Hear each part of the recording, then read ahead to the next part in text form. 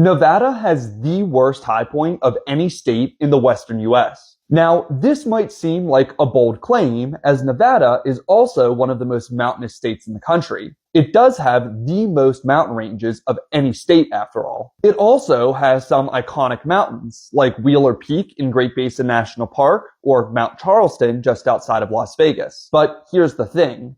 Neither of those are the highest point in the state. Instead, that title goes to Boundary Peak, which rises to an elevation of 13,147 feet in the White Mountains of western Nevada. But what is it about Boundary Peak that makes it the worst state high point in the western US, as it does just look like a normal mountain? Well, you see, Boundary Peak lives up to its name, as it's located less than half a mile from the California state line. And although it's the highest point in Nevada, it is far from the highest point in California. In fact, Montgomery Peak, which is located just across the state line in California, less than a mile from Boundary Peak, stands hundreds of feet higher. As a result, Boundary Peak only has 253 feet of prominence. For reference, despite the fact that Boundary Peak is the 9th highest state high point in the country, it has less prominence than Woodall Mountain in Mississippi, which is the 47th highest state high point.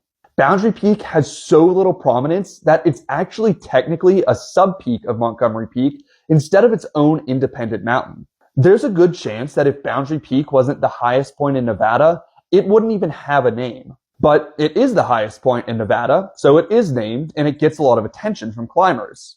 And even though the peak itself isn't overly impressive, the mountain does still offer a challenging climb and great views of the surrounding landscape. Comment below what you think is the worst state high point and follow for more geography content.